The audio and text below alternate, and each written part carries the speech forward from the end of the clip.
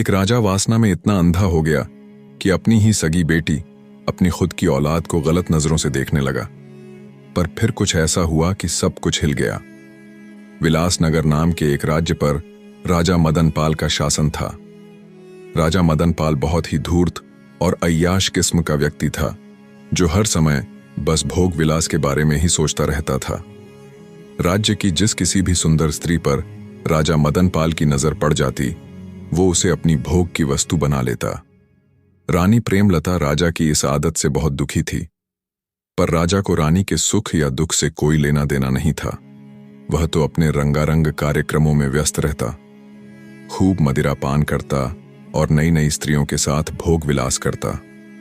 दुष्ट राजा मदनपाल की कोई संतान नहीं थी, पर उसे इस बात से भी कोई फर्क नहीं पड़ता। उसे एक आध बार चिंता होती तो बस इस बात की कि अगर उसका कोई पुत्र होता तो वह उसके बाद उसके राज्यकाज को संभाल लेता, उसका राजवंश आगे बढ़ता रहता। अन्यथा उसे पुत्र की भी ऐसी कोई खास चाहना नहीं थी। ऐसे ही समय बीतता जा रहा था। रानी प्रेमलता बेचारी किसी तरह अपने दिन काट रही थी। एक दिन रानी की तबीयत बिगड़ गई। राजवैद्य को बुलाया गया। जब राजवैद्य ने रानी की जांच की तो पता चला रानी प्रेमलता गर्भ से थी। यह खबर जब राजा मदनपाल को लगी तो उसे बहुत सुकून मिला। उसकी आदतों में कुछ सुधार होने लगा, पर यह सुधार बहुत ही कम समय तक था। 9 माह बाद रानी प्रेमलता ने एक बहुत ही अद्भुत और सुंदर कन्या को जन्म दिया। पुत्र की राह देखने वाले राजा को जब इसकी खबर लगी तो उसके खून का पानी होते देर ना लगी। उसने तुरंत रानी के पास संदेशा भिजवाया कि उसकी कोख से जन्म लेने वाली लड़की का वह कभी मुख तक नहीं देखेगा। वह अपनी बेटी को मुझसे दूर ही रखे। अगर कभी मुझे वह नजर आई तो मैं तुरंत रानी सहित उसको मृत्यु के घाट उतार दूंगा। बेचारी रानी को जब राजा का यह संदेश मिला तो वह खून का घूंट पीकर रह गई। इसके अलावा वह बेचारी और कर भी क्या सकती थी। अब रानी के पास एक सहारा था, तो वह थी उसकी नवजात कन्या। रानी को तो पुत्री के रूप में जैसे नया जीवन मिल गया था। अत्यंत सुंदर नयन नक्श वाली उस अद्भुत कन्या में तो जैसे रानी प्रेमलता के प्राण बसते थे। रानी जब भी उसको छूती, उसके दुलार करती तो उसके सारे दुख गायब हो जाते। रानी ने अपनी बेटी के अद्भुत सौंदर्य को देखते हुए उसका नाम तारावती रख दिया। उधर राजा अब पहले से भी दुष्ट हो चला था। लड़की होने के बाद तो उसने बिल्कुल ही रानी के पास जाना बंद कर दिया था। अब वह पहले से भी ज्यादा क्रूर हो गया था और खुलकर अपनी मनमानी करने लगा। ऐसे ही समय बीतने लगा। राजकुमारी तारा अब 10 साल की हो चली थी। वह इतनी सुंदर थी कि उस जैसा पूरे संसार में कोई नहीं था। रानी प्रेमलता को अब अपनी बेटी राजकुमारी तारावती के विवाह की चिंता होने लगी, क्योंकि पुराने समय में बचपन में ही बच्चों का विवाह कर दिया जाता था और जब उनकी 18वीं वर्ष गांठ मनाई जाती तब उनका गुनाह कर दिया जाता। अर्थात जिस लड़के के साथ लड़की का विवाह होता, लड़की को अपना घर छोड़कर लड़के के घर जाना होता। इसी चिंता को ले रानी राजा के समक्ष जाती है और कहती है, महाराज, आप अपनी बेटी की शक्ल तक नहीं देखना चाहते तो ना सही, आप मेरे पास भी नहीं आना चाहते तो ना सही रही, पर अब हमारी बेटी 10 वर्ष की हो चुकी है। कम से कम अपनी बेटी के लिए नहीं तो इस समाज की खातिर ही सही। लोग क्या कहेंगे कि क्यों राजा अपनी बेटी का विवाह नहीं कर रहा। इस उम्र में तो सब अपने बच्चों के विवाह कर ही देते हैं। इसलिए हे राजा, जल्दी से राजकुमारी के लिए कोई योग्य वर देखकर उसका विवाह कर दो। अनमने ढंग से रानी प्रेमलता की बात सुन रहे राजा ने जब उनकी बातों पर विचार किया तो सोचा, रानी ठीक ही कह रही है, सब क्या सोचेंगे। इसी विचार के साथ राजा ने राजकुमारी तारावती के लिए ना चाहते हुए भी वर ढूंढना शुरू कर दिया। और कुछ ही दिन बाद पास के ही एक प्रतापगढ़ नामक राज्य में राजकुमारी तारावती का रिश्ता पक्का कर दिया। प्रतापगढ़ के ऊपर उन दिनों राजा धर्मपाल का शासन था। उनका एक ही पुत्र था जिसका नाम अभिमन्यु था। तय समय पर युवराज अभिमन्यु के साथ राजकुमारी तारावती का विवाह संपन्न हो जाता है। ऐसे ही समय बीतता गया। राजकुमारी तारा अब 18 वर्ष की हो चुकी थी। वह अब पहले से भी कहीं अधिक सुंदर हो गई थी। राजकुमारी तारा को भगवान ने जितना सुंदर रूप दिया था, वैसी ही उसकी बुद्धि भी थी। राजकुमारी तारावती का गोना जाने यानी ससुराल में रहने जाने का समय भी निकट आ गया था। जैसे जैसे राजकुमारी के ससुराल जाने का दिन नजदीक आ रहा था, वैसे वैसे रानी प्रेमलता का स्वास्थ्य भी गिरता जा रहा था।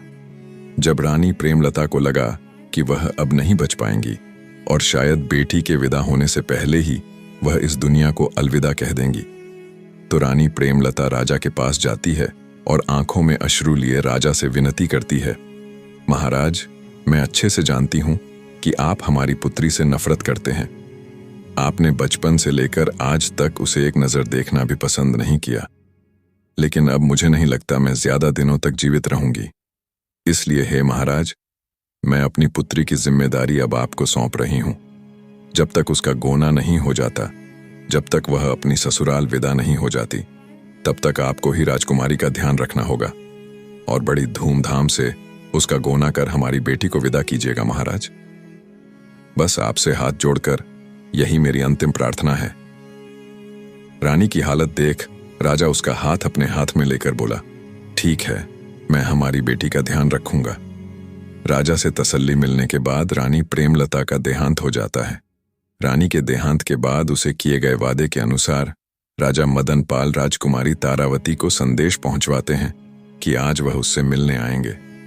जब राजकुमारी तारावती को अपने पिता का संदेश मिला तो उसकी खुशी का कोई ठिकाना नहीं था। जिंदगी में पहली बार आज वह अपने पिता से मिलने वाली थी, दरबार के कामों से निवृत्त हो। जब राजा राजकुमारी तारावती से मिलने जनाना महल जाते हैं और उसे आवाज लगाते हैं, तब राजा की आवाज सुन जैसे ही राजकुमारी तारा राजा के सामने आती है, तो राजकुमारी तारा को देखते ही मदनपाल सुन्न पड़ जाता है। अपनी ही सगी बेटी को दुष्ट राजा गलत नजरों से देख रहा था। राजकुमारी तारा को जब राजा मदनपाल ने पहली बार देखा तो वह यह भूल गया कि उसके सामने कोई और नहीं बल्कि उसकी अपनी सगी बेटी है। राजा ने आज तक इतनी सुंदर कन्या नहीं देखी थी। मदनपाल को यह विश्वास ही नहीं हो रहा था कि सामने खड़ी यह खूबसूरत कन्या उसकी वही बेटी है जिससे वह जन्म से ही नफरत करता आया है। इतनी नफरत कि आज तक उसने उसकी शक्ल तक देखना गवारा नहीं था। पर आज जब पहली बार उसने अपनी बेटी को देखा तो अपनी शुद्ध बुद्धि खो बैठा और बस एकटक उसे ही देखे जा रहा था। राजा मदनपाल की आंखों में पिता का प्रेम नहीं बल्कि वह दुष्ट दरिंदा था जो अपनी सारी मान मर्यादा भूलकर गंदी निगाहों से राजकुमारी को घरे जा रहा था। राजकुमारी को देख राजा मदनपाल के मुख से एक शब्द भी नहीं निकला और वह बिना कुछ बोले चुपचाप वहां से वापस अपने शयन कक्ष में लौट आया। दुष्ट राजा वासना के वशीभूत हो अब बस राजकुमारी तारावती के बारे में ही सोचे जा रहा था। उसका दिमाग एकदम से सुन्न पड़ गया था। रह रहकर उसकी आंखों के सामने राजकुमारी तारावती का वही मुस्कुराता चेहरा आ रहा था। राजा को ऐसे ही बैठे बैठे पता नहीं कब दिन से रात और कब रात से दिन हो गया। उसके दिमाग से राजकुमारी तारावती की छवि हट ही नहीं रही थी। उसके मस्तिष्क में हजारों सवाल जवाब, हजारों तर्क वितर्क एक साथ चल रहे थे। इधर बेचारी राजकुमारी तारावती भी असमंजस में थी। जिस पिता से मिलने के लिए वह इतनी आतुर थी, जिस पिता को उसने पैदा होने के बाद अपने जीवन में आज पहली बार देखा था, पहली बार मिली थी। पता नहीं क्यों, पर उससे मिलने के बाद राजकुमारी को लेश मात्र भी खुशी महसूस नहीं हो रही थी। वह तो यह सोच सच कर परेशान थी कि उसे उसके पिता के चेहरे पर ऐसे कोई भाव नजर ही नहीं आए कि वह अपनी उस बेटी से मिलने आए हैं जिसे उन्होंने 18 वर्ष तक नहीं देखा। उल्टा उनके चेहरे पर तो वे भाव थे जो एक लोभी पुरुष के चेहरे पर किसी सुंदर स्त्री को देखने पर आते हैं। उधर जब राजा मदनपाल को यह एहसास हुआ कि सुबह हो चुकी है तो उसने तुरंत अपने नौकर को आदेश देकर घोड़ा गाड़ी तैयार करने को कहा। आनन फानन में बावरा सा हुआ राजा घोड़ा गाड़ी में बैठ जंगल की तरफ एक साधु महात्मा के ठिकाने की ओर चल पड़ा। कुछ ही देर में राजा अपने नौकर के साथ साधु महात्मा जी के ठिकाने पर जा पहुंचा। राजा ने साधु जी को प्रणाम किया और बैठ गया। इतनी सुबह सुबह राजा को अपने पास आया देख थोड़े आश्चर्य से साधु जी बोले, कहो वत्स, आज इतनी सुबह सुबह कैसे आना हुआ? सब कुशल मंगल तो है? तब राजा मदनपाल महात्मा से बोला, हे साधु महाराज, कल रात से मैं एक छोटी सी उलझन में हूं। राजा की बात सुन महात्मा जी बोले, बताओ वत्स, ऐसी क्या उलझन है जो तुम्हें इतनी सुबह सुबह मेरे पास खींच लाई? राजा मदनपाल बोला, प्रभु, यदि किसी ने आम का पेड़ लगाया हो, उसकी दिन रात सेवा की हो, और कई वर्षों बाद जब वह पेड़ फल देने लगे, तो जिसने वह पेड़ लगाया है, क्या वह उसके फल को किसी और को देने की बजाय स्वयं नहीं खा सकता? अगर वह स्वयं पेड़ के लगे फलों को खा ले, तो क्या यह कोई अपराध होगा? राजा की बात सुन महात्मा जी बोले, नहीं राजन, अगर बात पेड़ के फल खाने की ही है, तो इसमें भला क्या पाप हो सकता है? अपनी मनमानी कहानी बनाकर और महात्मा जी के आगे कुछ का कुछ बताकर घिनौना राजा अपने मन को तसल्ली देता है कि उसकी गंदी सोच गलत नहीं है, और खुशी खुशी महात्मा जी से विदा लेकर वापस अपने महल की तरफ चल पड़ता है। राजा के साथ गए उसके नौकर भीमा को राजा की यह कहानी और उसका यह व्यवहार बहुत अजीब लग रहा था, पर राजा से कुछ कहने या पूछने की भला उसकी क्या मजाल। इधर बेचारी राजकुमारी को भी रात भर ठीक से नींद नहीं आती। सुबह होने पर वह अनमने मन से उठती है, पर अब भी कल की बातें रह रहकर उसके दिमाग में उथल पुथल मचाए हुए थीं। अंततः राजकुमारी तारा ने सोचा कि कहीं यह सब उसका वहम तो नहीं। क्या पता उसके पिता ऐसे ना हो और वही उनके बारे में कुछ भी अनाप नाप सोचे जा रही हो। इसी सोच के साथ राजकुमारी अपने पिता से बात करने का निर्णय लेती है, और जब उनके निवास स्थान पर जाती है तो राजा को वहां नहीं पाती, क्योंकि राजा उस समय जंगल में महात्मा जी के पास गया हुआ था। राजा मदनपाल महात्मा से मिलकर वापस अपने महल आ जाता है। काफी देर सोच विचार कर वह एक पत्र लिखता है, और वह पत्र अपने नौकर भीमा को देते हुए उसे हुक्म देता है कि इस संदेश पत्र को लेकर तुम फौरन प्रतापगढ़ जाओ और राजा धर्मपाल को यह पत्र दे देना। राजा का हुक्म मिलते ही नौकर भीमा तुरंत प्रतापगढ़ के लिए निकल पड़ता है। कुछ ही घंटों का सफर कर वह प्रतापगढ़ पहुंच जाता है। राजा धर्मपाल दरबार लगाए राज्यसभा में बैठे थे।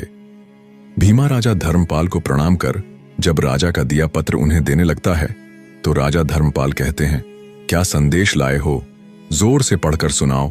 तो आदेश पाकर भीमा उस पत्र को राज्यसभा में पढ़ने लग जाता है, जिसमें लिखा था, प्रिय राजन, मुझे यह बताते हुए बहुत दुख हो रहा है कि मेरी पुत्री और आपकी पुत्रवधू राजकुमारी तारावती अपनी मां की मृत्यु का सदमा बर्दाश्त नहीं कर पाई और इस दुनिया से चल बसी।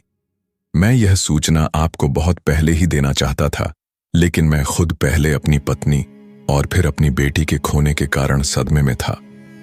आज भी बड़ी हिम्मत करके यह संदेश लिख पाया हूं।